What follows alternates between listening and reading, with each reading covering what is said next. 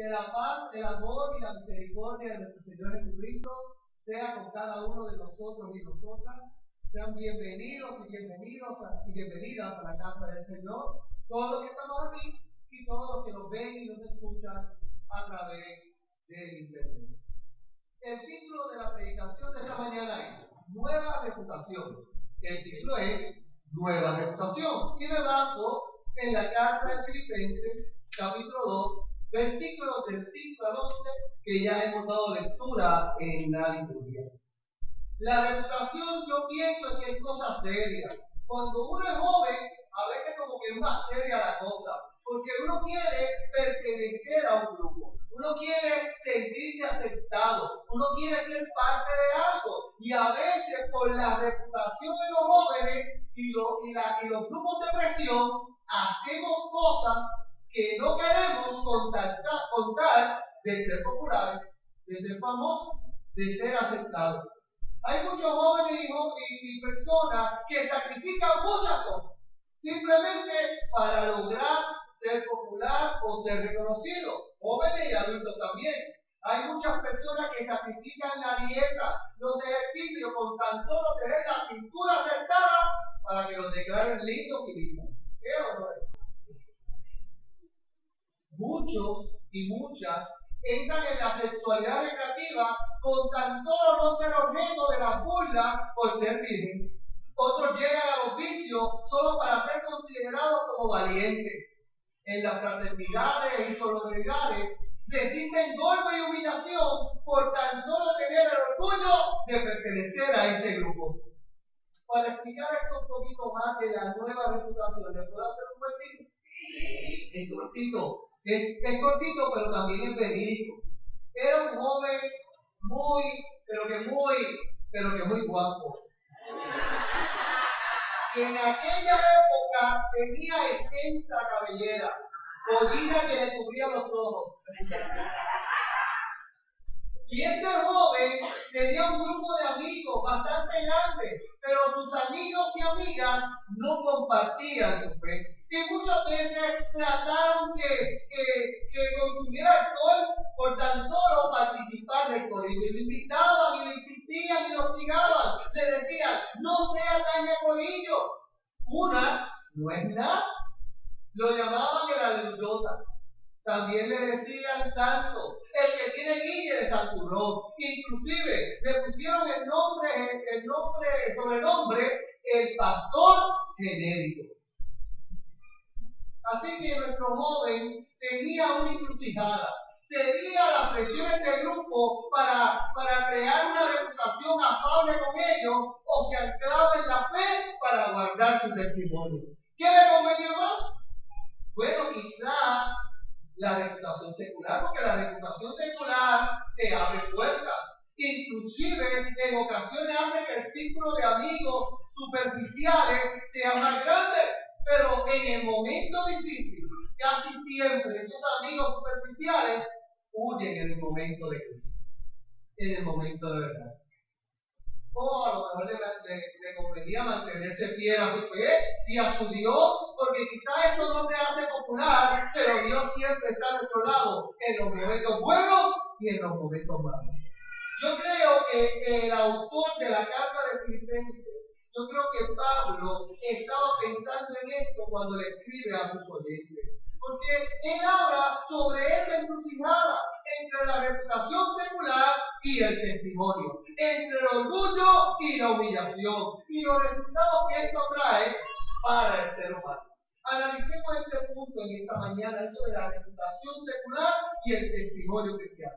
Algunos piensan cuando ven la carta de Filipenses que es de las más hermosas de las cartas paulinas. Esta carta contiene una de las más conocidas descripciones del Nuevo Testamento de la bondad de Cristo, que se hizo nada a sí mismo, tomó forma de siervo hasta la muerte y muerte de cruz. Y también muestra estos rasgos en el escritor. El escritor también se hizo nada. También se humilló, porque el contexto del escritor de esta carta nos deja ver el autor implícito de la misma, que también ha dejado su reputación secular atrás. La reputación secular seguidor de cristianos y cristianas, que traía estatus, que le traía glamour, que le traía poder, pero él desechó esa reputación secular y se convirtió en un testimonio vivo, un predicador de los gentiles que le causaba persecución y peligro de muerte. Cambió la reputación secular del glamour, de la fama y el poder por el testimonio de ser perseguido y tener riesgo de muerte. La carta refleja ciertos pensamientos suscitados por el cancelamiento del autor de la carta. Pablo está escribiendo desde la cárcel y está escribiendo de la cárcel por causa de predicar el evangelio. Pablo no está desalentado a pesar del sufrimiento. Su visión, aunque dificultosa por las acusaciones legales y por los carceleros, consigue a lo mejor manchar la reputación secular, pero abraza el evangelio y levanta el testimonio, porque Pablo está en la cárcel, porque ama a Cristo. Porque cree. Nuestro delito base de esta predicación es un himno cristológico y da la descripción de Cristo como siervo, un siervo que se debe imitar. Inclusive muchos piensan que este es el pasaje más famoso de toda la carta de Filipenses. Se dice que Pablo tomó este himno, o sea, que este escrito es pre-paulino, que no fue Pablo que lo compuso, y que él se lo hizo llegar a sus oyentes en su primera visita, enseñándoles la fe. Este himno tiene un flujo teológico bipartito y se presenta los temas de la pequeñez en los versículos 6 al 8 y luego de la exaltación en los versículos de 9 al 11. O sea, que por Cristo humillarse fue exaltado, contrario a otro personaje bíblico que teniendo la imagen de Dios trató de ser igual a Dios y fue expulsado del paraíso. ¿Recuerdan ese personaje? El Adán del Génesis, hecho a imagen de Dios, pero que por intentar ambiciosamente subir más alto, tener más reputación, más poder, más glamour, ¿qué fue lo que le pasó? Cayó y fue a lo más bajo, y fue y lo perdió todo, y fue a lo profundo del pecado. Por otro lado tenemos a Cristo, imagen de Dios, que por amor a ti y por amor a mí se humilló a lo más bajo, al final fue exaltado porque se le dio un nombre sobre todo nombre. Jesús, que no estimó ser igual a Dios como cosa que aferrarse, sino que se despojó a sí mismo, tomando forma de siervo, hecho semejante a los seres humanos, y estando en la condición de ser humano, se humilló a sí mismo, haciéndose obediente hasta la muerte y muerte de cruz, como afirman los versículos 6 y 8 de nuestra película. En otras palabras, Cristo renunció a su reputación de rey para tomar el testimonio de siervo. Nadie en Nazaret llamó a Jesús hijo de Dios. Lo llamaban contrario, le decían blasfemo, mentiroso. Seguramente el niño que nació en el pesebre no se destacó en la foto del primer grado. Seguramente no estuvo en las páginas centrales del anuario de noveno grado. Sus amigos y amigas lo conocían como carpintero, como artesano, como un no persona. No tiene fama de estrella, no tiene glamour, sino de siervo, que lava pies, que tiene misericordia de los adúlteros y que celebra con publicanos. No encaja en la reputación secular de su tiempo, no encaja en los estatutos de pureza que según su religión traía reputación para seguir adelante en la pureza. Toda la reputación de Jesús va en contra de los estatutos de pureza de su tiempo. Este hombre es distinto, hace milagros el sábado, el día de reposo, el día que la pureza no te deja hacer nada. Le gusta comer y beber, es un fiestero, toca a los enfermos, a los impuros, que los hace parte de su grupo, predica que el reino de los cielos es de los niños y de las niñas. Cuando la pureza decía que era incompleto, que no tenían parte, que ni se contaban.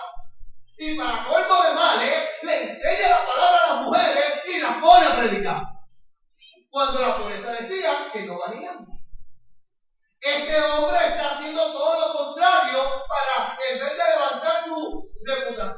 secular. La está hundiendo. Jesús es el antónimo a la reputación judía.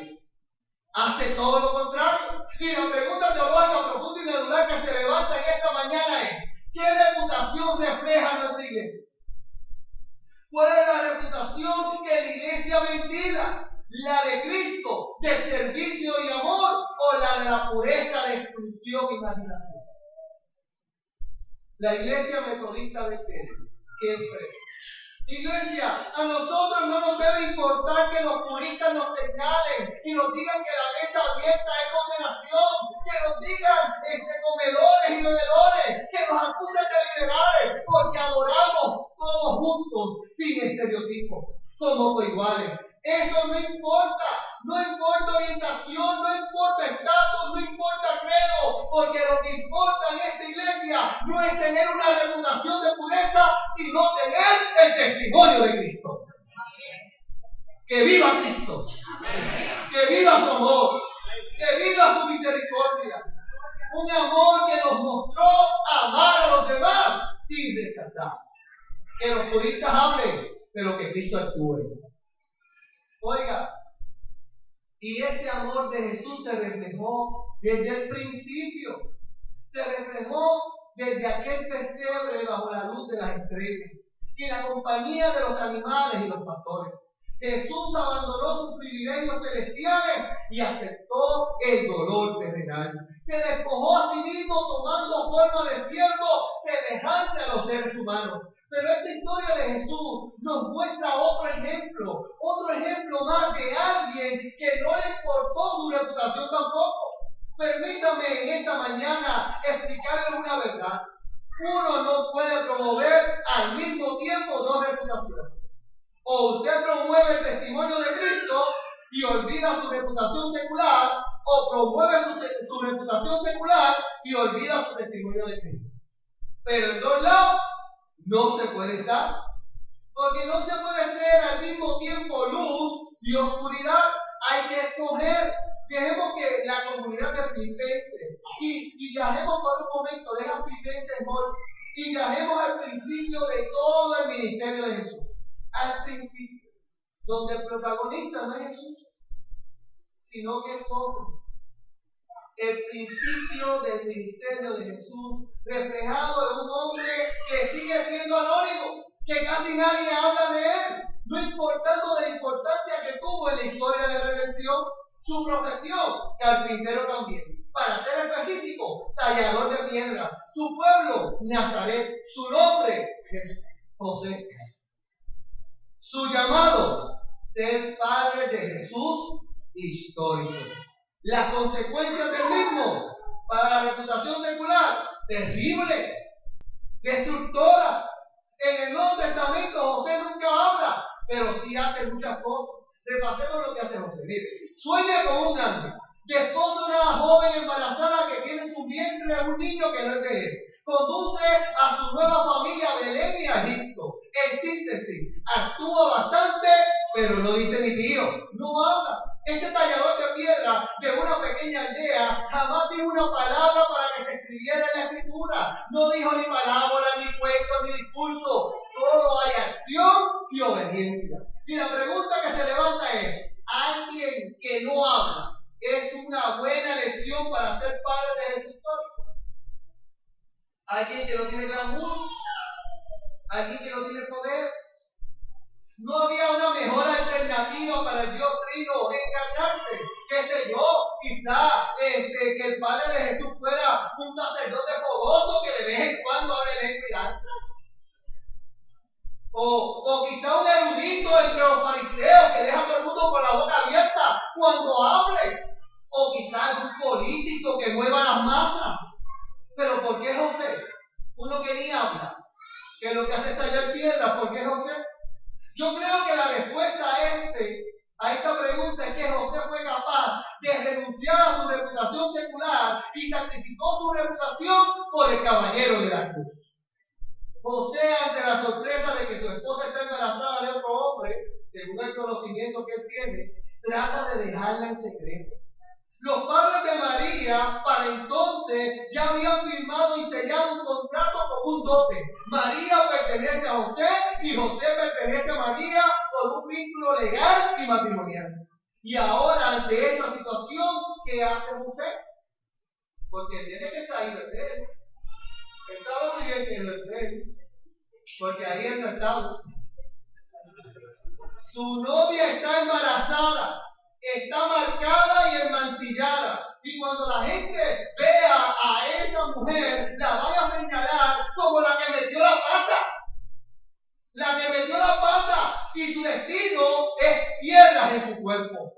Y en este cuadro que rodea a José tiene que tomar una decisión. Por una parte está la ley judía y por la otra el amor de su vida. Porque la ama. La ley es clara, ordena que sea lapidada. El amor clama que sea perdonada. Y José está atrapado entre esas decisiones. Lapidada o perdonada. Entre la espada y la madera.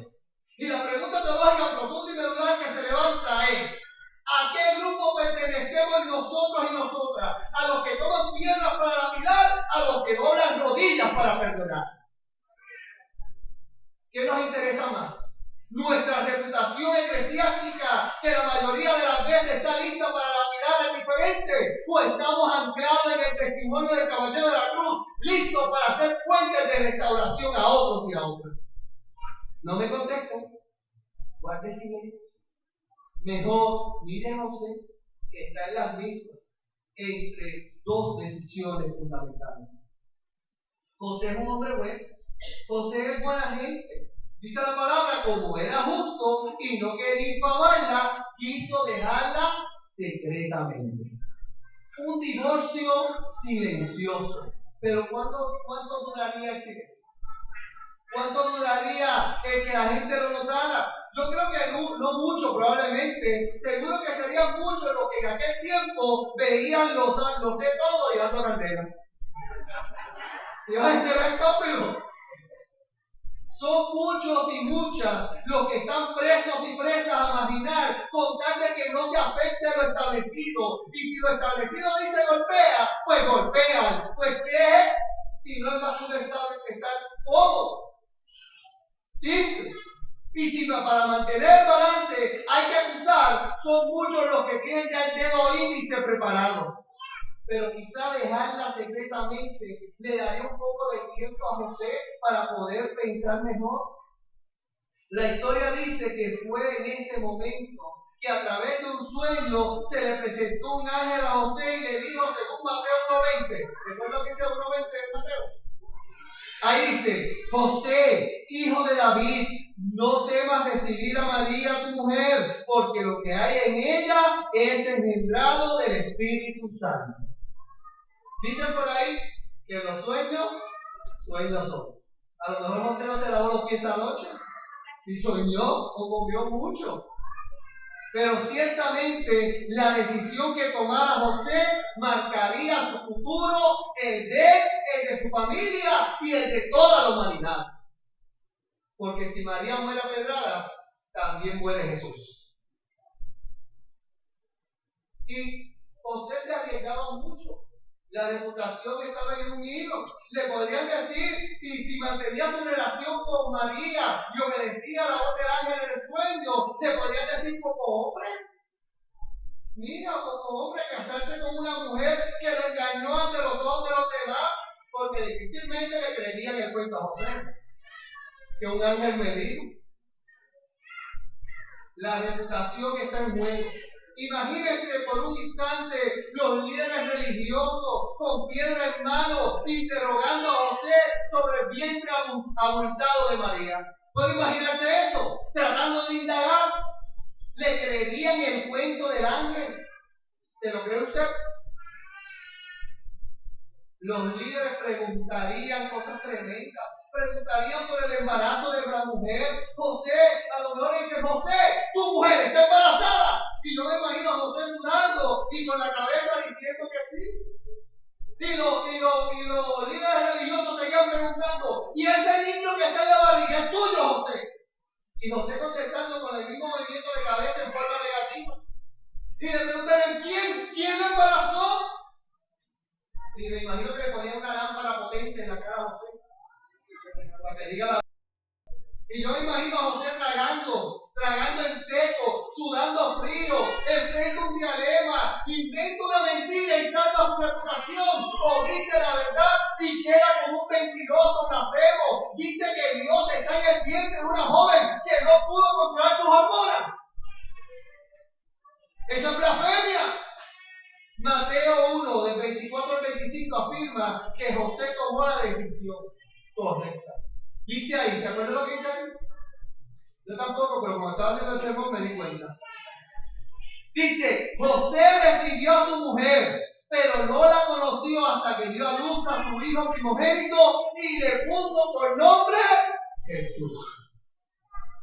Antes de que Jesús fuese a la cruz, hubo un hombre llamado José que estuvo dispuesto a tirar su reputación al cesto de basura para que Jesús naciese, creciese y llevara un ministerio y muriera en la cruz y resucitara el tercer día. Y por eso, por esa decisión de José, hoy en el siglo XXI celebramos el Domingo de Palmas.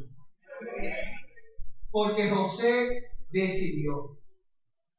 Y la decisión tuya, ¿qué va a provocar en los demás? Tu fidelidad a Dios podrá provocar nuevos ministerios, o prefieres mantener la reputación secular. ¿Qué prefieres? ¿Lo que destruye o lo que construye? ¿Lo que te da fama o lo que te lleva a ese servicio? ¿Qué haces? Oiga, José tiró la reputación al cesto de basura. Y la pregunta teológica profunda y medular es: usted y yo, la iglesia, ¿está dispuesto y dispuesta a hacer lo mismo? ¿Estamos dispuestos y dispuestas a decir la verdad simplemente por testificar a Cristo, aunque eso signifique que tienes que pagarle al Estado por las condenas planillas? ¿Estás de acuerdo en eso? ¿Estás dispuesto y dispuesta a enfrentar al profesor de humanidades que te afirma que Dios no existe y dice, si Dios existe, que encienda la luz mientras Él la apaga? Y te reta. Seríamos nosotros y nosotras, el estudiante que se pone de pie, camina hacia el instructor, enciende la luz mientras afirma que es instrumento y representación del mismo Dios. ¿Seremos capaces de eso? ¿O la reputación es más importante? ¿Seremos nosotros y nosotras la iglesia que se atreva a amar aunque otros promuevan odiar? ¿La que se atreva a marchar a favor de los derechos de los que son diferentes mientras otros critican? ¿Seremos capaces de dejar la reputación a un lado con tal de mostrar a Cristo en todas nuestras acciones? ¿Seremos los que creen por los que no creen? ¿Los que oran por los que otros marginan? ¿Seremos los que demos participación a los que otros la pidan simplemente para mostrar a Cristo en todas nuestras acciones? ¿Qué tienes en la mano? ¿Una piedra o una Biblia? ¿Un dedo señalador o una mano abierta para levantar? El Dios Trino está buscando personas dispuestas y dispuestos a hacer lo mismo que hizo José, que no hablan mucho, pero actúan para presentar a Cristo tal y como es. Para Dios es tan importante descifrar los hechos cifrados que Él se ha ofrecido para ayudar a través de su propio testimonio. Eso es lo que afirma la carta de Filipenses, y la iglesia debe seguir su consejo para edificar la diferencia. Y si usted no me cree, porque usted piensa que estos finales solamente están en la Biblia, yo los reto. Vuelva por un momento a nuestro cuentito, el del principio, ¿se acuerdan? Al joven que tenía pelo, a ese, el que le llamaban pastor genérico, al Euyote y Centurión. Aquellos que lo bautizaron como pastor genérico, luego lo buscaban para que hiciese oración por sus familiares en Cristo. Luego lo buscaban para que visitara a los enfermos en los hospitales. Y cuando uno decide por Cristo, el mundo pisotea tu reputación, te excluye, pero luego Dios te utiliza para levantar y restituir a aquellos que te marginaron.